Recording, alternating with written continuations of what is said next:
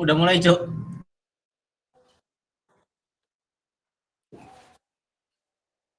Mute. Assalamualaikum warahmatullahi wabarakatuh. Selamat pagi, siang, ataupun malam kepada dosen pengampu mata kuliah Elektronik Logistik, Bapak Prafajar Suksesano Mutakin, ST, MT, CPLM, Eslok. Izinkan kami dari FRI 027 kelas TL 4603 untuk mempresentasikan tugas besar mata kuliah Elektronik Logistik kami yang berjudul Sistem Pengamanan Pintu Box Kargo Berbasis IoT. Di sini kami mengambil referensi utama dari jurnal Muhammad Rizwan Nurfadilah, Dr. Sony Sumaryo STMT, dan Dr. Vicky Suratman dari Prodi S1 Teknik Elektro, Fakultas Teknik Elektro, Universitas Telkom. FRI 027 sendiri beranggotakan 3 orang dengan saya sendiri, Mursyid Anama Lafid, dengan NIM 12032230085.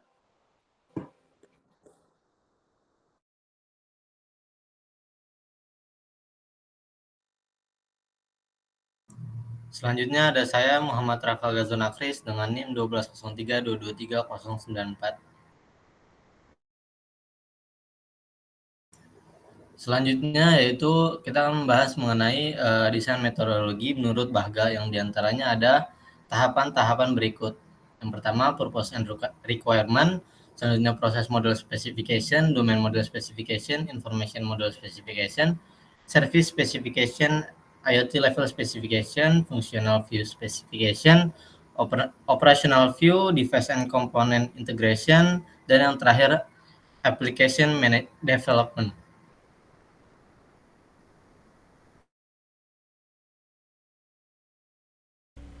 Selanjutnya adalah proses tahap pertama, yaitu purpose and requirement. Yang pertama itu purpose atau tujuan. Tujuan kita ada 3.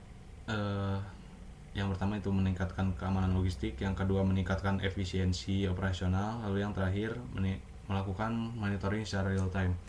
Selanjutnya behavior, ada 4 behavior. Yang pertama itu penguncian dan pembukaan jarak jauh, lalu yang kedua pemantauan status pintu, yang ketiga notifikasi keamanan, dan yang keempat reliabilitas berbasis lingkungan.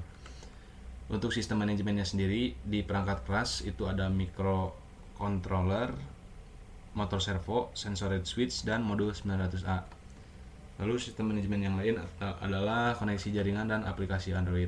Untuk security-nya atau keamanannya, keamanan fisik, keamanan data, respon cepat, dan reliabilitas sensor. Lalu untuk data analisnya, kita menganalisis data status pintu, status delay komunikasi, dan keberhasilan. Lalu yang terakhir application deployment, itu aplikasi Android, cloud connectivity, dan instalasi perangkat IoT. Selanjutnya ke proses tahap kedua, yaitu proses specification. Di sini saya akan menjelaskan flowchart yang di kiri atas ini. Ini adalah flowchart tentang alur kerja sistem IoT yang akan kita rancang. Untuk mode autonya itu sistem bekerja secara otomatis menggunakan sensorid switch. Prosesnya itu sensorid switch mendeteksi status pintu. Jika pintu tertutup, selama sistem tetap dalam status aman. Jika pintu terbuka secara paksa, sistem mengirimkan notifikasi. Lalu selanjutnya adalah mode manual. Alur kerjanya itu sistem dikontrol melalui aplikasi Android. Untuk prosesnya, pengguna mengontrol status pintu melalui aplikasi Android di software. Lalu jika state-nya off, pintu tetap tertutup. Jika state-nya on, pintu terbuka.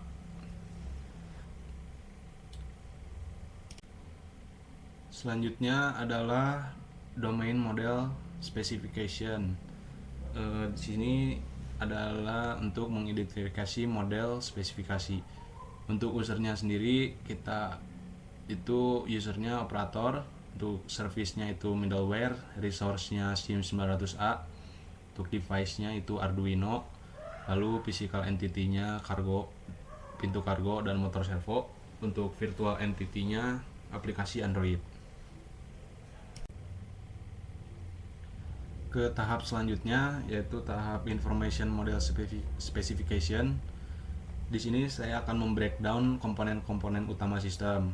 Komponen yang pertama itu Arduino Uno. Parameter komponennya itu tipe pin, jumlah pin, dan kompatibilitas menjadi inti untuk menghubungkan semua modul. Lalu motor servo, parameternya menentukan sudut rotasi, torsi, dan konsumsi daya untuk membuka atau menutup pintu. Lalu yang selanjutnya sensor read switch, parameternya mengukur jarak deteksi minimum dan sensitivitas untuk memantau status pintu.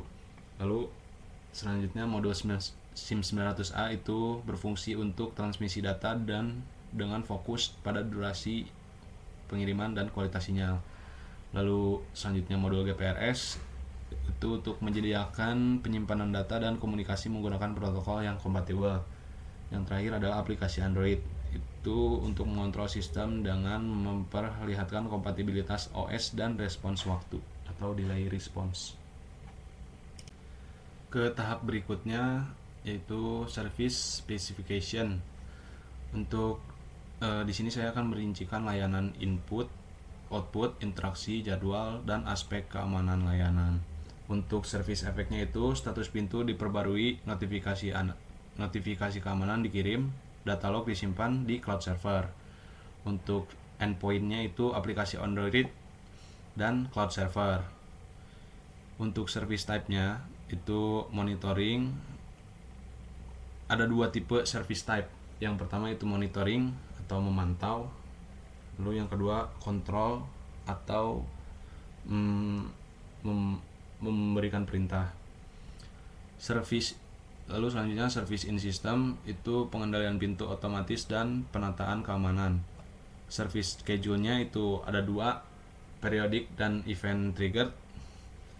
Lalu untuk precondition service-nya itu sensor aktif, modul komunikasi tersambung, perangkat terintegrasi dengan aplikasi. Untuk service input atau outputnya itu data sensor dan sinyal kontrol aplikasi, dan untuk outputnya itu status pintu dan notifikasi keamanan. Lalu selanjutnya kita akan membahas IoT level specification. IoT level specification ini adalah kerangka kerja untuk mengklasifikasi tingkatan sistem IoT berdasarkan kompleksitas, kemampuan, dan fungsinya, serta hubungan antar elemen. Untuk diagramnya sendiri bisa kita lihat di layar yang terbagi menjadi dua, lokal dan cloud. Untuk aspeknya diantaranya ada yang pertama yaitu level 1 single node or device, dan yang merupakan sistem menggunakan node tunggal Arduino yang bertindak sebagai pengontrol untuk mengelola sensor aktual dan modul komunikasi. Lalu selanjutnya ada kompleksitasnya yaitu rendah, sistem dirancang untuk memantau dan mengontrol status pintu secara real time tanpa memerlukan big data atau komputasi berat. Lalu selanjutnya ada fungsional sensing dan actuation, yang diantaranya ada sensing dan actuation. Untuk sensing sendiri yaitu sensor read switch mendeteksi status pintu terbuka atau tertutup. Lalu untuk actuation sendiri yaitu motor servo menggerakkan mekanisme kunci pintu berdasarkan perintah dari aplikasi. Lalu selanjutnya ada penyimpanan data lokal, yang dimana status pintu disimpan pada perangkat lokal Arduino Uno dan dikirimkan ke cloud untuk akses aplikasi. Lalu selanjutnya ada reservice lokal, yang dimana reservice tersebut dibangun untuk memungkinkan pembaruan dan pengambilan data status pintu melalui protokol komunikasi. Lalu selanjutnya ada control service, yang dimana Arduino Uno secara terus-menerus memantau status pintu dan memicu mekanisme buka atau tutup kunci sesuai dengan kondisi yang ditentukan.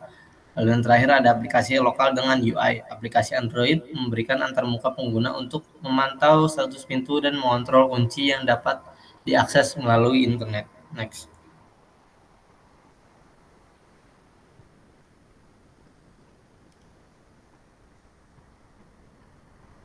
Lalu selanjutnya ada functional view specification, yang dimana diagramnya dapat kita sambungkan dengan slide sebelumnya yang mengenai IoT level specification.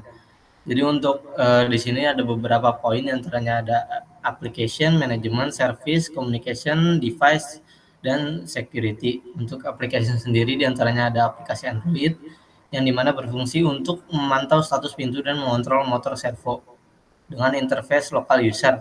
Lalu selanjutnya ada service yang terbagi menjadi 3, di antaranya ada monitoring service, control service, dan notification service.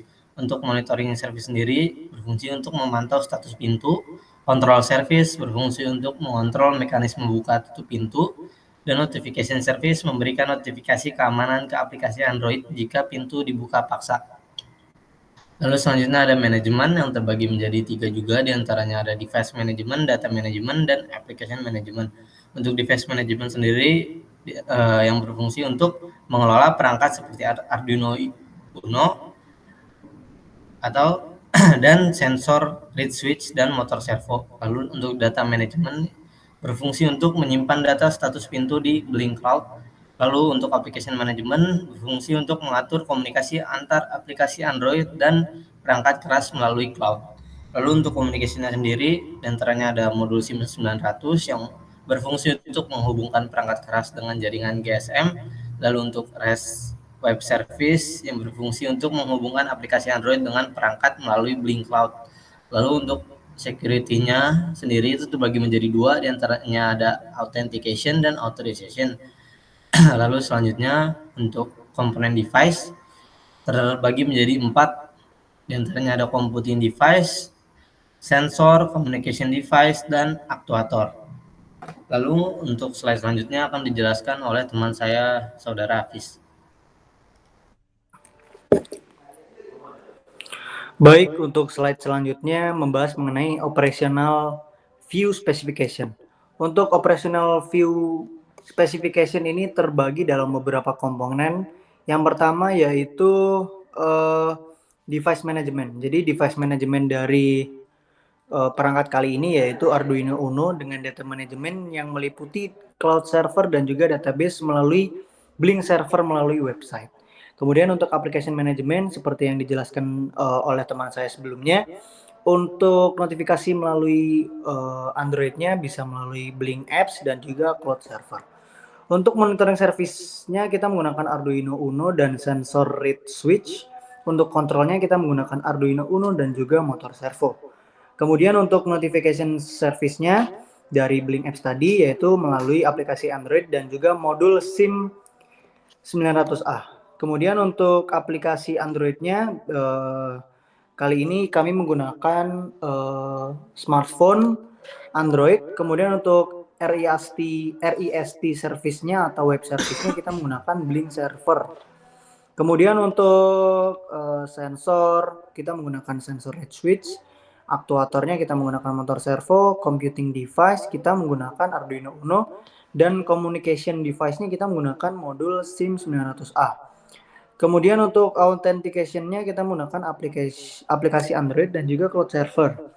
Kemudian untuk authorization-nya kita menggunakan cloud server dan REST API. Kemudian di sini digambarkan mengenai operasi dan interaksi sistem secara menyeluruh, mulai dari application, service, communication, security, dan juga device dengan beberapa komponen beserta manajemennya. Next. Lalu untuk tahapan selanjutnya yaitu device component integration, yang dimana tahapan ini berfungsi untuk mengintegrasi perangkat IoT dan memastikan komponen bekerja bersama dalam satu sistem. Untuk yang pertama yaitu kita akan melakukan pengujian terhadap sistem pengunci jarak jauh, yang dimana pengujian tersebut dilakukan di 2 tempat berbeda. Yang pertama di ruangan tertutup dan di ruangan terbuka.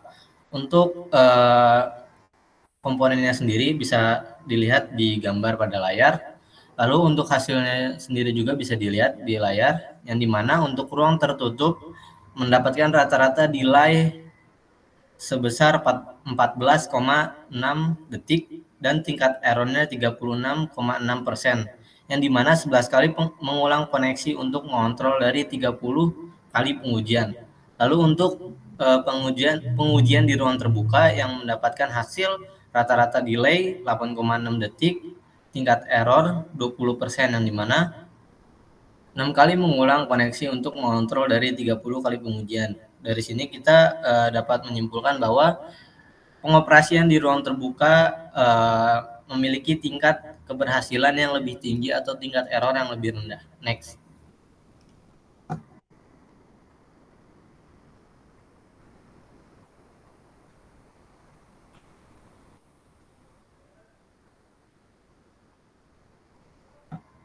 Lalu untuk selanjutnya yaitu kita akan menguji mengenai sistem monitoring keadaan pintu, yang dimana pengujian di sini juga dilakukan di dua keadaan berbeda. Yang pertama ruang tertutup dan ruang terbuka seperti pengujian sebelumnya.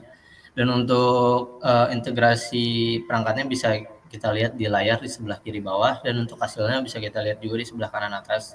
Yang dimana hasil untuk ruang tertutup diantaranya dengan percobaan 30 kali percobaan, tingkat keberhasilannya itu sebesar 73,3%. Yang bisa diartikan 22 kali berhasil dari 30 kali percobaan. Lalu untuk ruang terbuka, percobaan dilakukan 30 kali dan tingkat keberhasilan 86,6%, yang dimana 26 kali berhasil dari 30 kali percobaan. Atau data yang terkirim lebih banyak dibandingkan